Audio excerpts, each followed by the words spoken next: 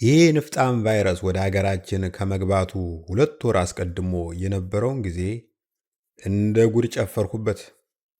ዛሬ እንዲህ ተጨማድጄ ልቀመጥ፣ ያኔ እየዞርሁ የክለብ ምንጣፍ በዳንስ ሳጨማደድ አመሽ ነበር። የዚያን ቀን ምሽት ከጌዲዮን ጋር ነበርሁ። ባለትዳር ነው። የሚስቱ የዛይንና የ3 ልጆቹ ፎቶ በስልኩ ስክሪን ላይ ወለል ብሎ ይታያል። እኔ ስለጎተጎትኩት ሚስቱም እስቲ ዛሬ ወንድ ይውጣህ አምሽተና ብላ ስለገፋፋችሁ ነው እንጂ ጌዲዮን በተፈጥሮው መዝናናት የተሳነው ሰው ነው። እኔ ደግሞ ለቅብጠት ተዘጋጅቼ ነው የመጣሁት። ደንበኞች በአብዛኛው ጥንድ ጥንድ ሆነው ብርጭቆ ያጋጫሉ፣ ይሳሳቃሉ፣ ይሳሳማሉ። ከበሮ ብቻ አይደለም፣ ፍቅር በሰው እጅ እንዴት እንደሚያምር ታዘቡ። አንዲት ረጅም እንደ እንፋሎት ወደ ላይ የምታርግ የምትመስል የዶቅማ ፍሬ ጥቁረት ያለው ፊት ያላት ልጅ ገብታ አጠገባችን ያለው ጠረጴዛ ላይ ተደግፋ ቆመች። ረጅም ሴት የመልከፍ ክፉ አመል አለብኝ። ቁመት የሚጨምርልኝ ይመስለኛል መሰል እና ገና ብዬ ጎሮሮዬን ሳጸዳ ቦይ ፍሬንድ አለኝ አለችኝ። በቅርቡ የመጣላት ሀሳብ የላችሁም አልኳት። ጌዲዮን እረ ነውር ነው ብሎ በከርኑ ጎሰመኝ። ረጅሟ ልጅ ገላመጠችው። እንድትከላከልልኝ ማን ሾመህ የምትል ትመስላለች። በዚህ መሃል አስተናጋጅቷ ኤደን መታ ምን ላምጣላችሁ አለችን። ዘፈን የለም እንዴ ዛሬ ስል ጠየቅኳት። የምንፈልገውን ካዘዝኳት በኋላ 4 ሰዓት ላይ እንጀምራለን። እነማን አሉ? ኩኩ ሰብስቤ፣ አለማየሁ እና ደግሞ ወንድሙ ጅራ። አሹስ? አሹ የታወቀ ተወዛዋዥ ነው። የ84ቱን ብሔረሰቦች ውዝዋዜ አሳምሮ ይችላል። 3ቱ ብሔሮች ከኤርትራ ናቸው። ሰውነቱ እኮ አጥንት ያለው አይመስልም ይሉታል አድናቂዎቹ። አሹ እንደታመመ አልሰማም እንዴ አለችኝ ኤደን በትካዜ። ምን ገጠመው? በቀደም ዕለት አቶ ወርቆ አይተነው 500 ሺህ ብር ሲሸልሙት በድንጋጤ ከመድረኩ ወድቆ አሁን ደግሞ ሼክ አላሙዲን እያሳከሙት ነው። ጓደኛዬ ጌዲዮን ሚስቱን ስልክ ለማናገር መሸተኞችን እየጣሰ ወጣ። ባልና ሚስቱ የሚያወሩትን መገመት አያቅተኝም። ዛዬ ይላታል።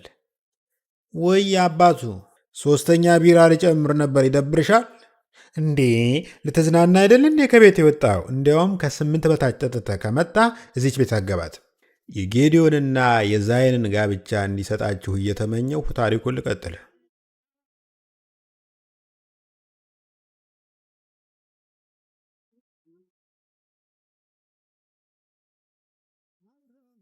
ትንሽ ቆይቶ የክለቡ ጸጥታ አስከባሪ አቦሌ ወደ ተቀመጥንበት ጠረጴዛ መጣ። ስራ እንዴት ነው አልኩት። አሸወይና ነው። አንተ እዚህ ቤት ከተቀጠርክ ጊዜ ጀምሮ የአጥንት ሕክምና ክሊኒኮች ስራ እንደበዛባቸው ሰምቻለሁ ብዬ አሟሟኩለት። አቦሌ መጠነ ሰፊ ፈገግታ አሳየኝ። እንዴት ባለ ብቃት እየሰራው እንዳለ ለመታዘብ ከፈለግ ትንሽ መጠበቅ አለብህ። ዋናው የጥሎ ማለፍ ድብድብ የሚጀምረው ከምሽቱ 5 ሰዓት ላይ ነው። እስከዛ እንኳን የምንቆይ አይመስለኝም። አቦሌ ቅር አለው። ግን ወዲያው ዞር ብሎ አዳራሹን ከዳር እስከ ዳር ቃኘው። ወዲያው ፊቱ በደስታ በራ።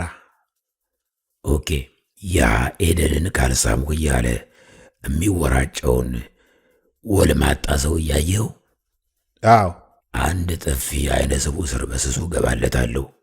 3 ተሽከርክሮ ወደ ምስራቅ ከወደቀ ዘንድሮ በኢትዮጵያ ጥጋብ ይሆናል። 4:15 ላይ እኔና ጌዲዮን ከክለቡ ወጥተን በቅርቡ ወደ ተከፈተ ሌላ ክለብ ሄድን። መንፈቀ ሌሊት ገደማ ያልጠበቅነው ነገር ተከሰተ። መደበኛው መብራት ጠፋና ባለ ህብረ ቀለም መብራት ክፍሉ ውስጥ መንዠቅዠቅ ጀመረ። አንዲት ገለዋ በሁሉም አቅጣጫ ሞላ ሞላ ያለ ቆንጅዬ ሴትዮ ከሙታንታ በቀር እርቃን ሆና ወደ መድረኩ ወጣ። ምሰሶውን እየታገለች መውረግረግ ጀመረች። ደንበኞች ማውካት ማጨብጨብ ጀመሩ። እኔም ግራ እግሬን በቀኝ እግሬ ላይ ጭኜ ትዕይንቱን ለማጣጣም ተሰናደሁ። ጓደኛዬ ግን አልተመቸውም። ኮሌታዬን ጨምድዶ እያካለበ ይዞ ይወጣ። ጥቂት ጨዋ ታዳሚዎችም እያጉረመረሙ ተከተሉን። በረንዳው ላይ ቁጭ ብለን ቢራ እየጠጣን ስናወራ አንድ ሽማግሌ ከክለቡ ወጡ። በጣም ተናደዋል። በሽበት የተሞላውን የእርጎ ጣባ የመሰለውን ራሳቸውን እየነቀነቁ ከፊታችን ትንሽ ተንቆራጠጡ። ሲጃራቸውን አቀጣጠሉ። አንዴ ስበው ጭሱን ወደ ሰማይ ተኮሱት። በዕድሜ ማምሻ ላይ እንዲህ ያለ ጉድ ታሳየኝ የሚሉ መሰለኝ። ትውልዱን ወክዬ ትልቅ ድንጋይ ተሸክሜ እግራቸው ላይ ለመውደቅ ከጀለኝ። ዝግንኖት አይደል አባት አላቸው ጓደኛዬ። በጣም እንጂ አሉ ሽማግሌው። ስንት ሽንኩርት የመሳሰሉ ኮረዶች ባሉበት አገር እች እንደ ባደቦ ፈተው ይለቁብናል።